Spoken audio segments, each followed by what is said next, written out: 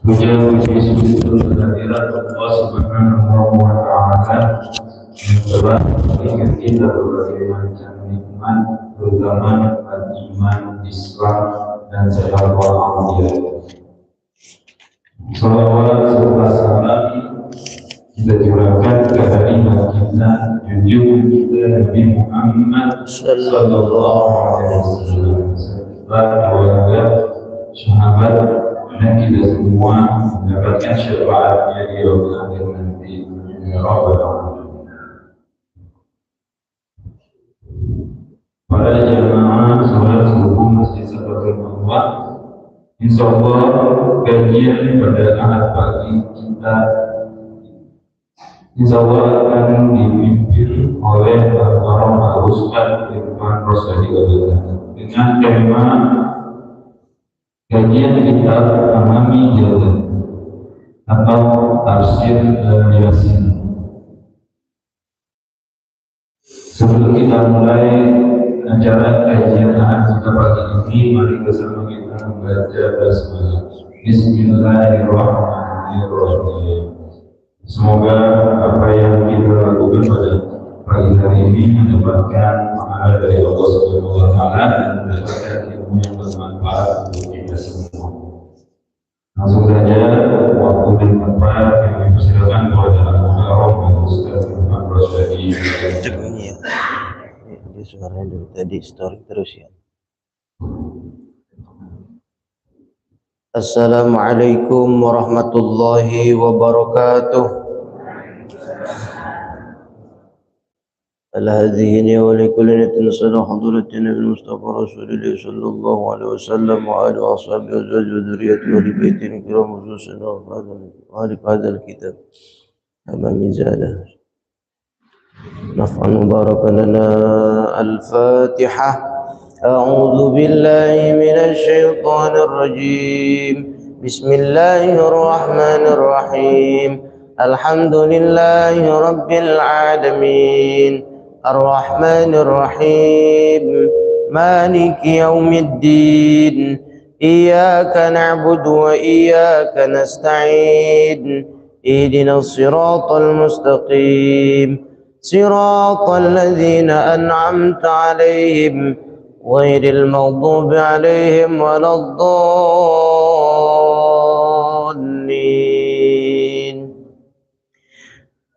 آمين. الحمد لله رب العالمين. الحمد لله الذي اتصف بالكمالات والصلاة والسلام على سيد المعجزات سيدنا محمد صلى الله عليه وسلم الذي فعل الحسنات واجتناب المنكرات. أما بعد قالوا سبحانك لا علم لنا إلا ما علمتنا إنك أنت العليم الحكيم. ربي اشرح لي صدري ويسر لي أمري واحلل عقدة من لساني يفقه قولي ولا حول ولا قوة إلا بالله العلي العظيم. أيها الحاضرون رحمكم الله. Jamaah Masjid Safatul Marwah yang sama-sama dimuliakan Allah Subhanahu wa Ta'ala. Alhamdulillah kita bersyukur kepada Allah Subhanahu wa Ta'ala pada ahad ini di tanggal 18 Februari bertepatan dengan 9 Sya'ban 8 atau 9 ya. Ya kurang lebih begitu. Mudah-mudahan kita semua diberikan kesehatan oleh Allah Subhanahu wa Ta'ala dalam rangka taat dan beribadah kepadanya. Amin ya Rabbal Alamin. Juga kita bersolawat kepada baginda Nabi besar Muhammad sallallahu alaihi wasallam. Dengan beliaulah, dengan syafaatnya nanti kita dijadikan golongan orang-orang yang beruntung dengan kita selalu membaca solawat. Allahumma salli ala Sayyidina Muhammad wa ala ali Sayyidina Muhammad. Hadirin jamaah kaum muslimin wal muslimat, bapak-bapak, ibu-ibu yang dirahmati Allah Subhanahu wa Ta'ala. Di bulan kemarin kita sudah sampai ayat ke-11. Berarti sekarang sampai kita lanjut di ayat ke-12.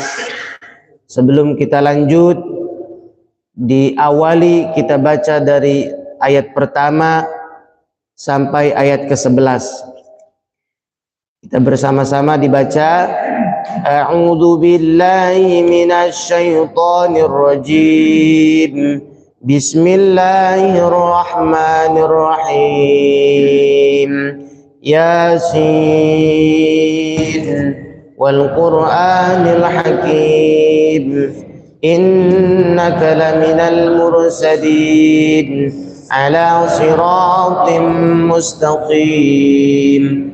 تنزيل العزيز الرحيم لتنذر قوما ما أنذر آباؤهم فهم غافلون لقد حق القول على أكثرهم فهم لا يؤمنون إنا جعلنا في أعناقهم أغلالا فهي إلى الأذقان فهم مقمحون وجعلنا من بين أيديهم سدا ومن خلفهم سدا فأغشيناهم فهم لا يبصرون وسواء عليهم أأنذرتهم أم لم تنذرهم لا يؤمنون.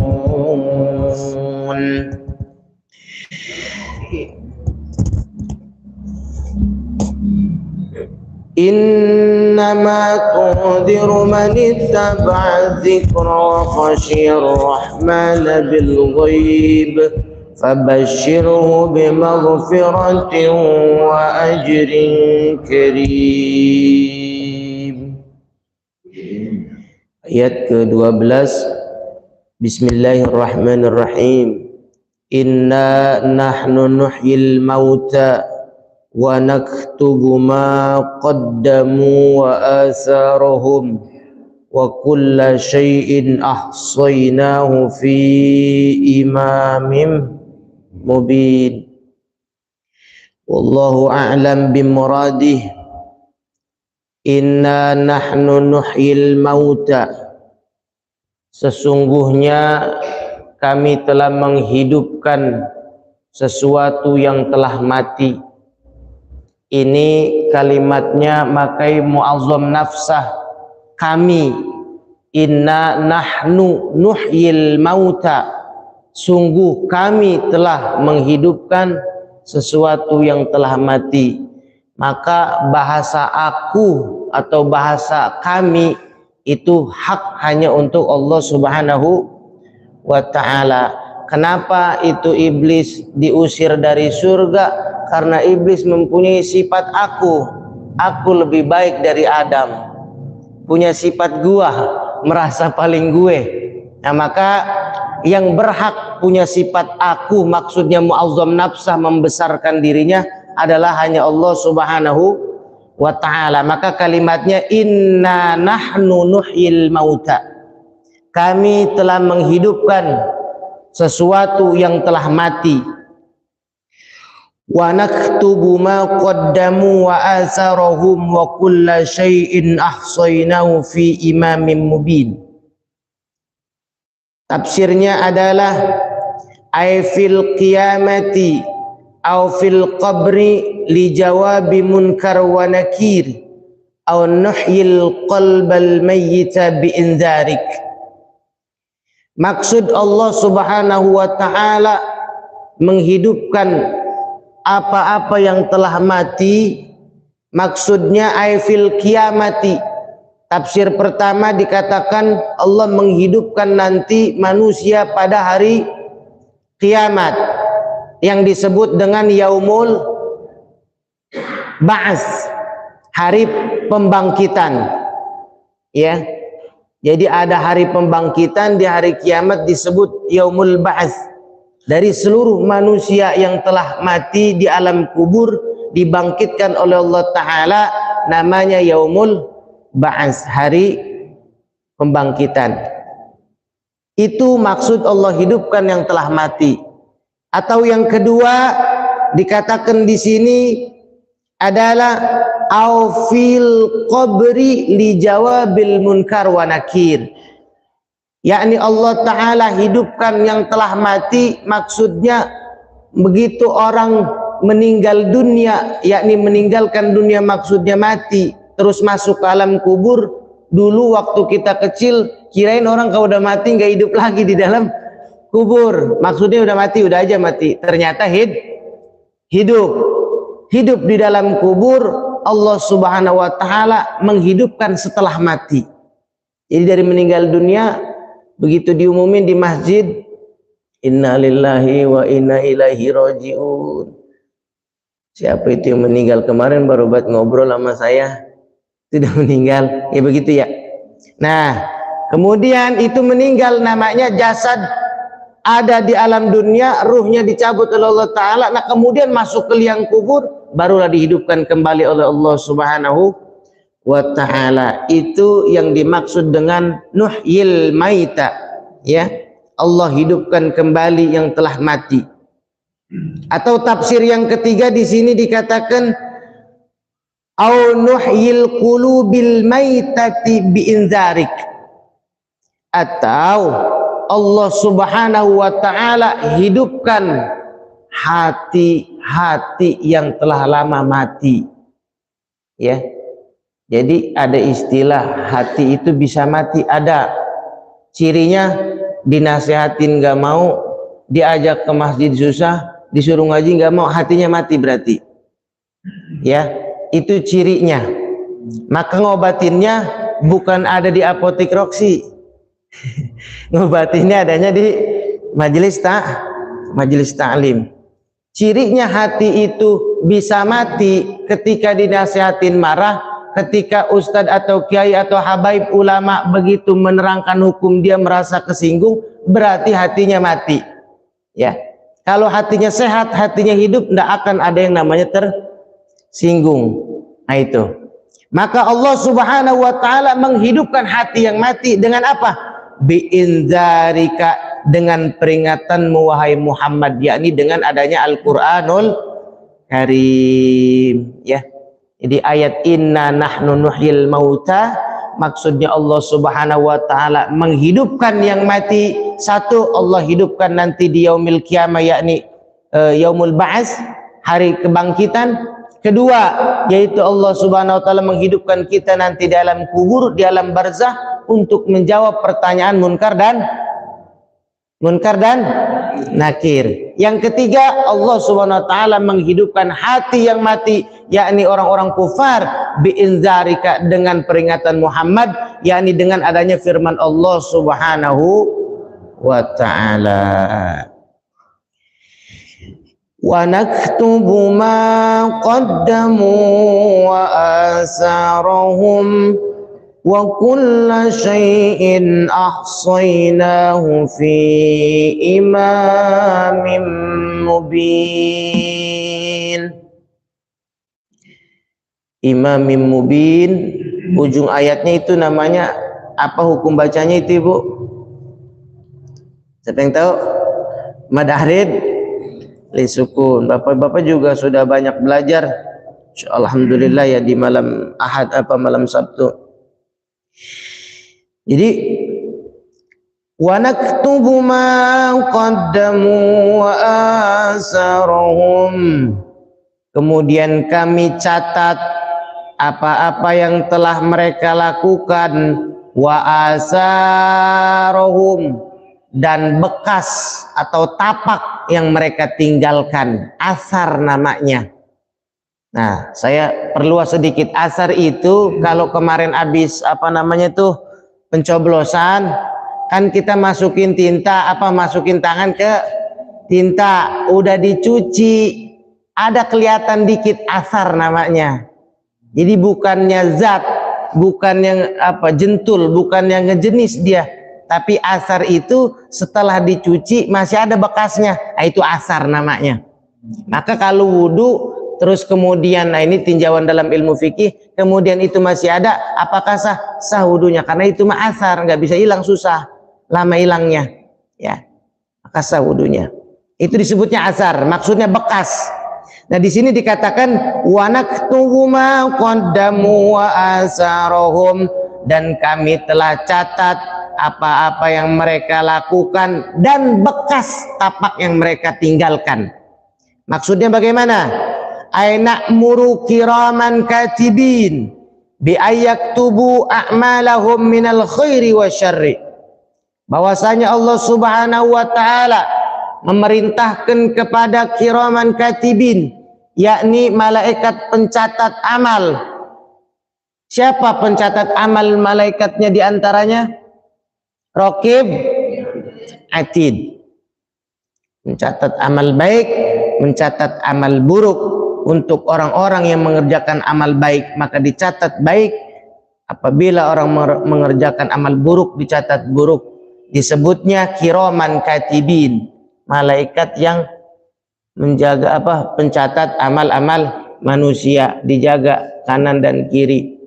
Ada namanya malaikat itu malaikat hamlatul arsh, malaikat yang menjaga arsy. Maka kalau kita perluas, ada itu malaikat setiap harinya tawaf di Baitul Ma'mur. Di mana Baitul Ma'mur? Kalau itu Ka'bah dilempengin ke atas, nah itu pas atas Ka'bah namanya Baitul Ma'mur, tempat tawafnya para malaikat.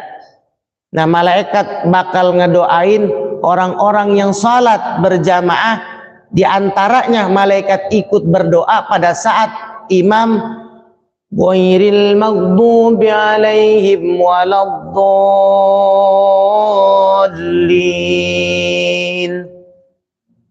Ketika imam lin, makmum jangan langsung nyambut imam duluan.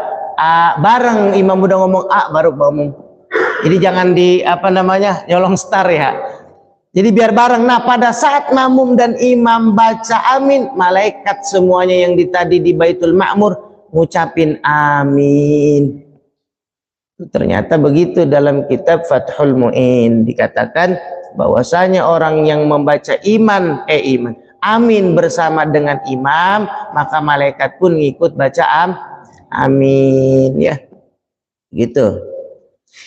Nah, itu malaikat mencatat amal baik dan buruk, bahwasanya yang baik dan buruk semuanya dicatat, dan juga wa asarihim, tapak-tapak bekas-bekas peninggalan mereka. Nah, sekarang pertanyaannya, maksudnya apa nih bekas-bekas yang kita tinggalkan? Maka di sini dikatakan wa qala ba'dul mufassirin, telah berkata sebagian dari ulama mufassirin.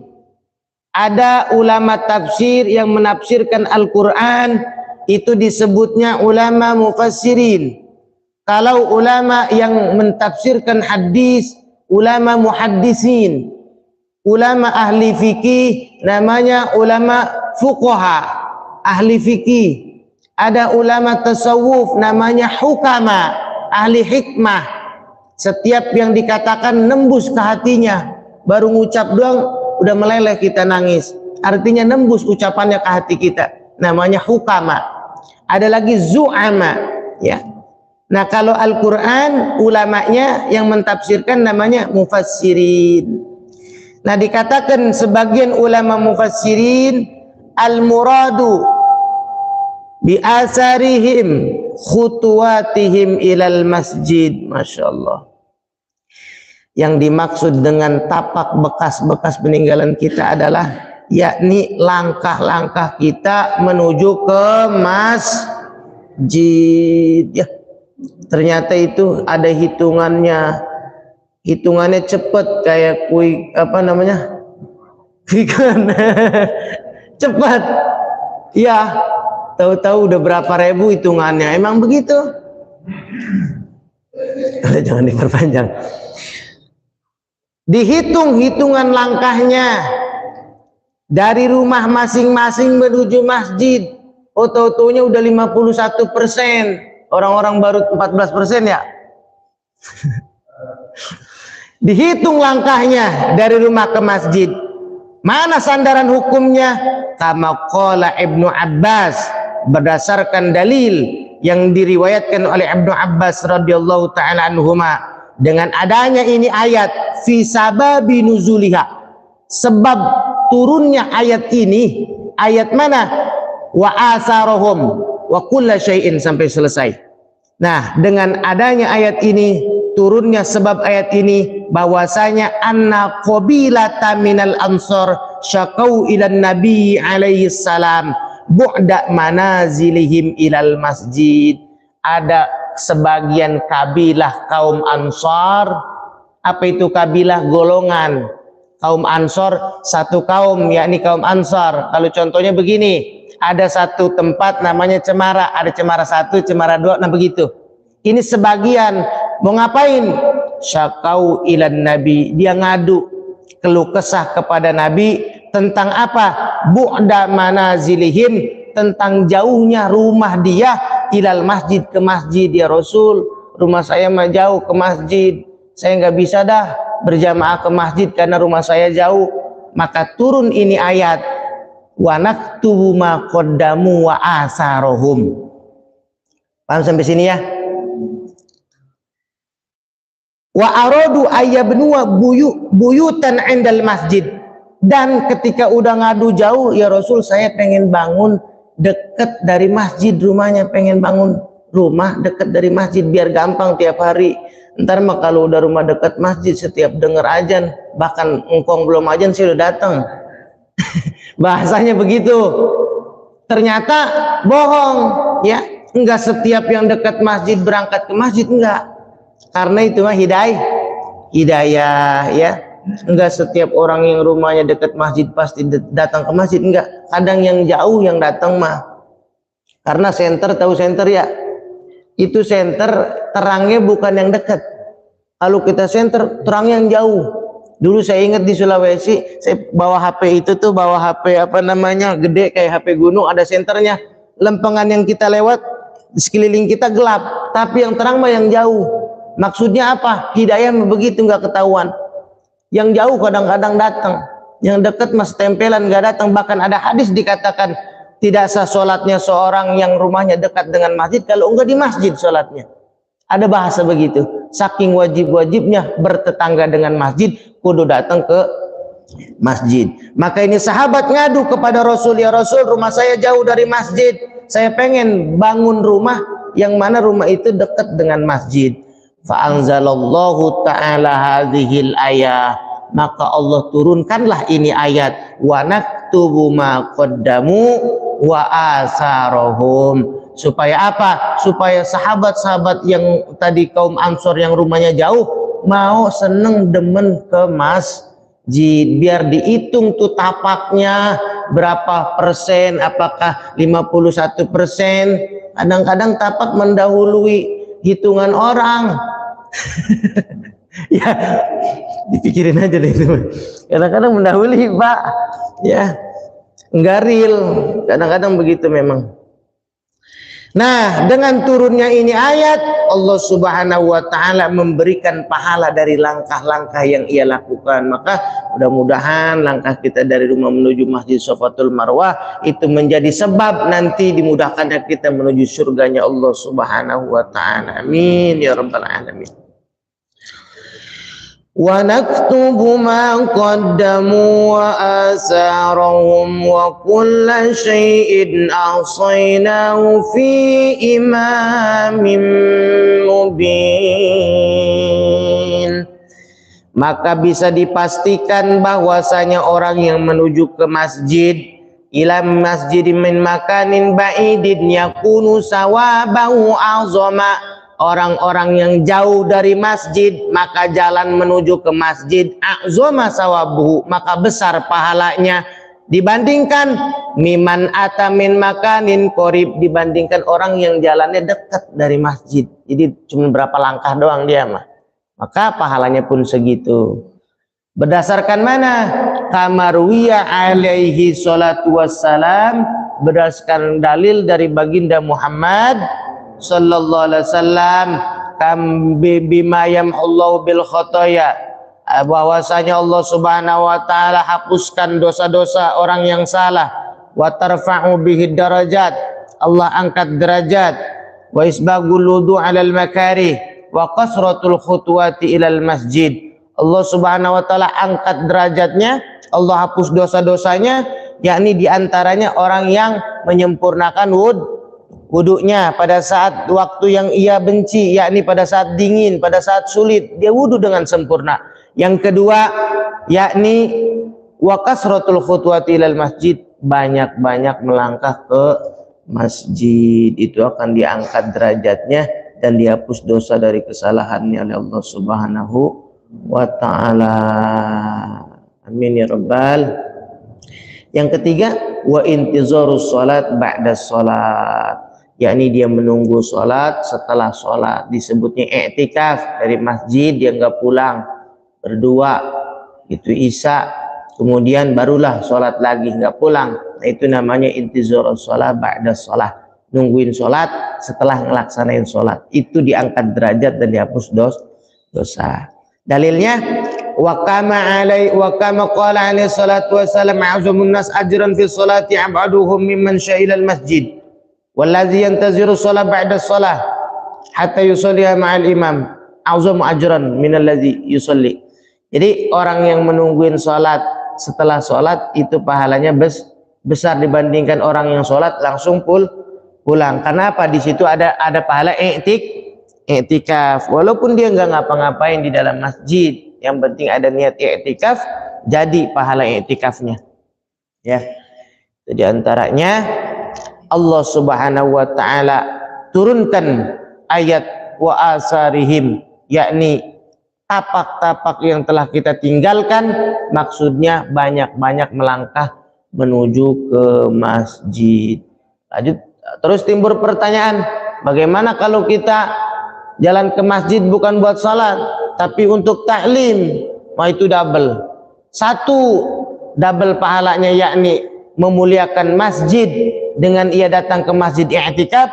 Yang kedua, pahala menuntut ilmunya, jadi double. Kalau kita tiga doublenya, tadi sholat subuh berjamaah, juga emang jalannya ke masjid pengen mengerjakan sholat niatnya, ditambah lagi habis sholat subuh nggak pulang ngedengerin pengajian, double pahalanya. Maka kalau pahala diibrozkan, dizohirkan, kita pulang nggak kuat jalan, kebanyakan pahalanya, begitu kira-kira.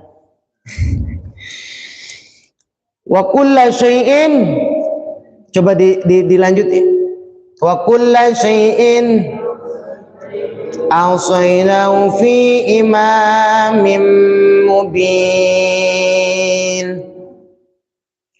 Wa kulla syai'in awsaynahu fi imamin mubin, dan segala sesuatu kami kumpulkan dalam kitab yang jelas, yakni di Lauhil Mahfuz. Maka nanti ada namanya nisfu Sya'ban. Mau ngapain nisfu Sya'ban? Yakni penyetoran amal-amal tahunan, ya. Ada amal itu disetornya setiap seminggu sekali, yaitu hari Kamis. Hari Kamis, ya, hari Kamis seminggu sekali nih, truk kita udah hidup seminggu tuh truk, nah itu seminggu sekali hari Kamis. Maka Nabi kenapa puasa sunnah di hari Kamis?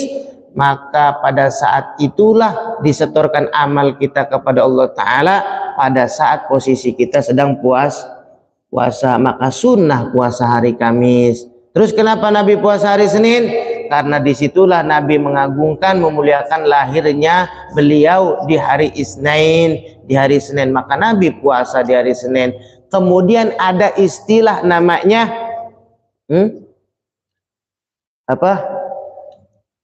ada istilah namanya puasa, ada Senin, ada Kamis. Kita kadang nggak Senin, nggak Kamis, ya. Senin, Kamis. Nah, bagaimana puasa lahirnya kita dipuasain? Apakah sunnah? Nggak ada dalilnya.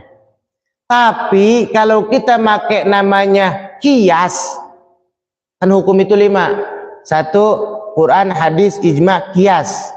4 gitu, kias. Kalau pakai kias sah, bisa ngikutin. Maksudnya apa? Af'al Rasul, pekerjaan Rasul kita ikutin. Rasul puasa hari Senin karena Rasul lahirnya hari Senin, maka Rasul puasa di hari Senin. Kita pengen puasa lahir, nggak ada dalilnya, nggak ada. Cuma kalau kias bisa diikutkan, ya, dikiaskan. Kita lahir di hari Jumat misalnya, kita puasa hari Jumat, boleh, ya. Jadi jangan, waduh kenapa lu puasa hari lahir nggak ada dari sononya, jangan begitu ya. Jadi boleh kayak model begini Bapak, di Quran atau di hadis ada dikatakan orang berkurban bolehnya dengan apa? Sapi, dengan domba atau onta. Emang ada kurban dengan kerbau? Nggak ada dalilnya. Lantas kenapa kalau di kampung, di Pandeglang, di Banten banyak orang yang kurban dengan kerbau? Emang boleh? Boleh. Dalilnya ada? Nggak ada. Tapi dengan kias, dikiaskan hukum sapi seperti hukum kerbau, yakni sama-sama mendapat tujuh orang. Jadi kita nggak kaku. Kalau semuanya kembali di Al-Quran, kita repot. Ikan juga bangke. Coba di Quran, ya. Hurrimat alaikumul maitata waddama walahmal khinzir. Ada tuh di Quran ayatnya. Diharamkan bagi kalian bangke. Maitata kan bangke. Nah ikan yang udah pada mati bangke apa bukan? Bangke. Berarti nggak boleh kalau nurutin Al-Quran. Maka pentingnya kita ngaji, ada Quran, kias, ada hadis, ijma, dan kiasnya ulama. Jadi hukum itu nggak kaku, fleksibel, kapan aja, di mana aja hukum bisa berubah. Bi ikhtilafil azminah wa bi ikhtilafil amkinah. Kapan kita butuh bisa. Jadi nggak kaku, ya. Jadi Islam itu Nabi diutus membawa bihanifiyati samhah, membawa agama yang ringan, agama yang mudah, agama yang gampang, jadi nggak ribet ya. Kalau kita baca Quran doang, kita nggak baca hadis, kita nggak baca ijma, kesepakatan kias ulama, maka repot. Kita mau wudu, disuruhnya kalau wudu dalam Quran cuci muka sama cuci tangan. Idza kumtum ila sholati fagsilu wujuhakum wa aydiyakum ilal marafiq, ya. Kalau kalian mau sholat, basuh muka sama basuh tangan. Tapi kenyataannya kan kita enggak ya, kumur-kumur, in rambut sampai kaki, terus ada doanya. Nah itulah pentingnya para ulama telah memberikan sajian-sajian. Ibarat orang makan, ibarat orang ke warteg, udah banyak menu, tinggal kita pilih menu mana yang kita sukai. Sama-sama itu juga semuanya halal, ibaratnya begitu. Quran pabrik, orang nggak bisa langsung menafsirkan Al-Quran, harus melalui ulama-ulama mufassirin. Jadi kita ngajinya jelas sehingga sampai kepada Rasulullah Shallallahu Alaihi Wasallam. Oke. Wa kulla syai'in ahsaynahu fi imamin mubin. Dan semuanya dikembalikan, ya. Bukti-buktinya semua ada di buku, di catatan. Segala sesuatu kami kumpulkan dalam kitab yang jelas. Maka tadi kembali lagi, nisfu Sya'ban itu mencatat menyetorkan amal tahunan. Maka ada di Lauhil Mahfuz. Lantas bagaimana kalau orang nanya, kita nasibnya di Lauhil Mahfuz udah catatan goretan tinta, ya, kolam di Lauhil Mahfuz tidak bisa dirubah? Bisa. Karena ada dua, ada qada mu'allaq, ada qada mubram, yakni ketentuan Allah yang bisa dirubah dengan dikaitkan dengan sesuatu namanya mu'allaq. Dengan satu lagi qada atau ketentuan Allah Subhanahu wa taala yang tidak bisa dirubah namanya qada mubram, ya. Oh ini terlalu lebar kita bicaranya, nanti itu bagiannya tauhid. Jadi tauhid itu begini Bapak. Mohon maaf nih ya, presiden mah udah ada di Lauhil Mahfuz yang menang. Iya benar, Allah mah nggak salah, begitu kan. Kita belum lahir 20.000 tahun juga udah beres hidupnya, umurnya sekian, ya, tuanya begini, modelnya begini, nanti meninggalnya begini, punya anak 7 misalnya, terus rumahnya di sini, punya mobil 3, itu udah selesai. Tapi yang jadi PR adalah kalau tauhid itu bapak-bapak, ibu-ibu, adanya di hati. Artinya adanya di hati bagaimana? Saya analogikan. Bangunan itu pondasinya nggak pernah kelihatan. Pernah lihat nggak? Pasam ya. Kalau pondasi kan adanya di dalam ya, diuruk, nggak kelihatan kalau pondasi. Yang kelihatan bangunannya. Maksudnya bagaimana? kalau urusan tauhid hati udah manteng, emang udah jelas Allah tentuin bakalan siapa yang jadi. Tapi syariat dan ikhtiar kudu dijalanin. Ya udah ngapain ribut-ribut, emang udah ada takdirnya. Nah itu yang ngomong begitu kadang-kadang greget. Bukan bicara takdir, maka ada istilah kalau begitu ada maling. Kenapa itu dia maling? Ya, emang dia udah takdir bahasanya, maka di fikih nggak ada hukum kisos. Sedangkan di fikih ada hukum kisos. Karena apa? Karena kalau dia maling harus dipotong tangan. Contoh begini, kalau bapak-bapak ibu-ibu bilang kita mah bagaimana takdir hidupnya, maka besok kalau ke pasar, kalau ke jalan raya jangan tengok kanan kiri, karena itu namanya masih ikhtiar, dia masih syariat. Jalan-jalan aja udah, emang apa mati ketabrak takdir, repot.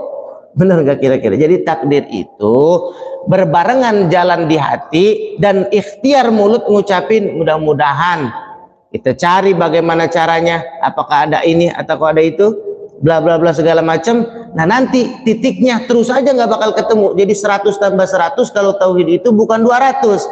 100 tambah 100 sama dengan 100. Maksudnya sama, ikhtiarnya 100, syariatnya 100, tauhidnya 100, keyakinan ke Allahnya 100.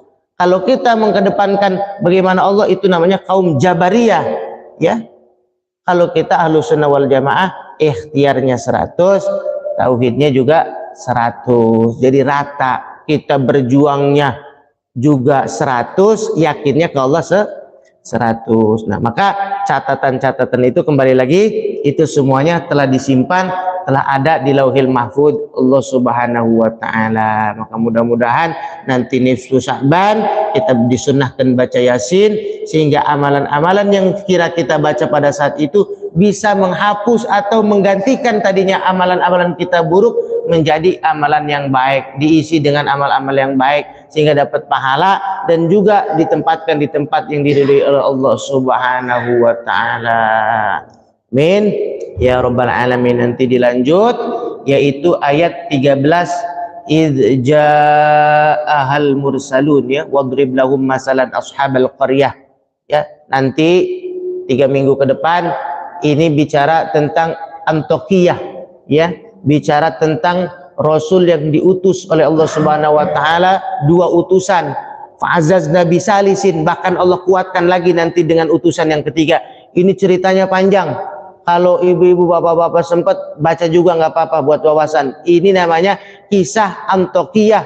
Jadi negeri Antiokhiyah itu diutus oleh 2 utusan Hawariyin, yakni sahabat-sahabat yang menemani Nabi Isa alaihi salam.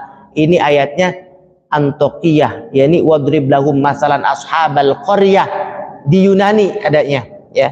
Nanti itu kita lanjut di ayat berikutnya. Mudah-mudahan kita diberikan kesehatan Allah Subhanahu wa taala, diberikan kejembaran rizki, kesehatan, berkah, anak, keluarga, semuanya. Bapak-bapak, ibu-ibu dikuatkan imannya, dikuatkan tauhidnya, sehingga kita semua tergolong orang-orang yang muttaqun, orang-orang yang takut, bertakwa kepada Allah Subhanahu wa taala. Amin ya rabbal alamin. Di akhir di bulan Sya'ban ini mari kita baca doa, ditutup dengan doa. Mudah-mudahan apa yang kita niatkan, apa yang kita hajatkan, semuanya Allah Subhanahu wa taala mudahkan dalam segala urusan kita. Amin ya rabbal alamin. Juga terutama anak-anak kita, bapak-bapak, ya, ibu-ibu yang punya anak, punya cucu, sanak famili, semuanya, ponakan dan lainnya, dijadikan orang-orang yang baik, orang-orang yang bisa meneruskan perjuangan agama dan bisa menjadi kebanggaan untuk agama, nusa dan bangsa. Amin ya rabbal alamin. Ala hadhihi niyyah wa likulli niyatin salihah ila hadratin Nabi Muhammadin sallallahu alaihi wasallam bi niyatin qabul bi sirril Fatihah. A'udzu billahi minasy syaithanir rajim. Bismillahirrahmanirrahim. Alhamdulillahi rabbil alamin arrahmanir rahim maliki yaumiddin.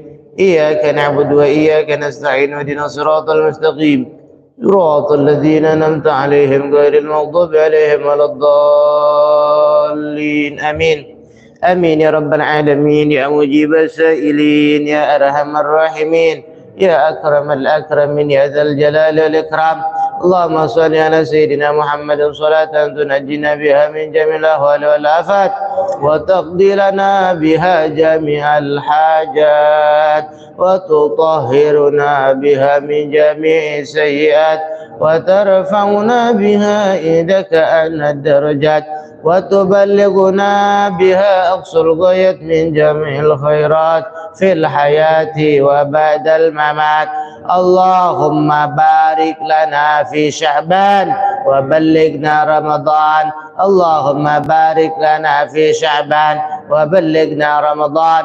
اللهم بارك لنا في شعبان وبلغنا رمضان. اللهم يا غني يا حميد يا مبدئ يا معيد يا رحيم يا ودود أغننا بحلالك عن حرامك وبطاعتك عن معصيتك وبفضلك عمن سواك. ربنا إننا نتوسل إليك بتلاوة كلامك الكريم وبذكر أسمائك العظيم وبجاه نبيك الكريم وبمشايخنا في الدين. أنصرح لنا صدورنا ويسر أمورنا ووسع أرزاقنا يا رزاق يا فتاه يا عليم. فأتنا سؤالنا يا الله. فأتنا سؤالنا يا الله. فأتنا سؤالنا يا الله. ربنا آتنا في الدنيا حسنة وفي الآخرة حسنة وقنا عذاب النار.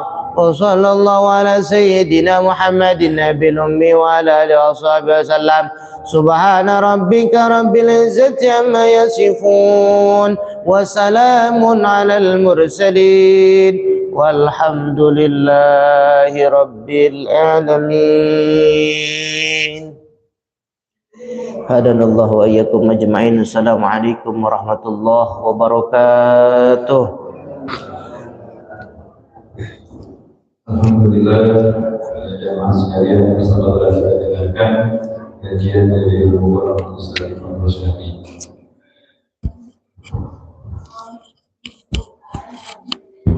Ada yang mau nanya?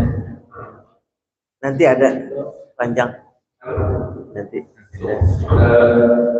Ibu nanti mungkin bisa langsung ke Ustaz. Jadi untuk para jemaah yang ingin melihat pertama kajian-kajian kita yang setiap ahadnya itu insya Allah bisa dilihat di channel YouTube-nya Masjid Safatul Ma'wah. Jadi yang ingin mengulas kembali, yang ingin melihat kembali kajian-kajian kita yang sudah pernah kita lakukan itu bisa dilihat di channel YouTube-nya Masjid Safatul Ma'wah. Sampai ketemu lagi di kajian ahad berikutnya dengan tema-tema yang kita tutup yang kita dengan membaca doa kafaratul majlis. Subhanaka Allahumma wa bihamdika asyhadu an la ilaha illa anta astaghfiruka wa atubu ilaik. Wassalamualaikum warahmatullahi wabarakatuh. Waalaikumsalam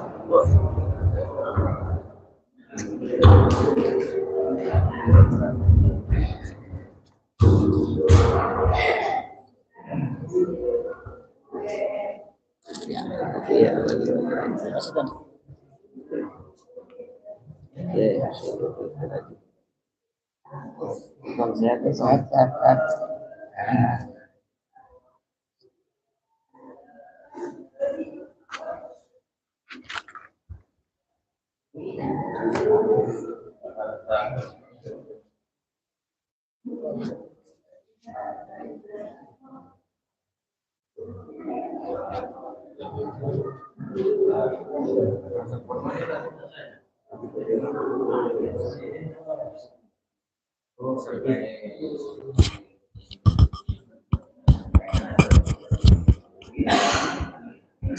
Cek.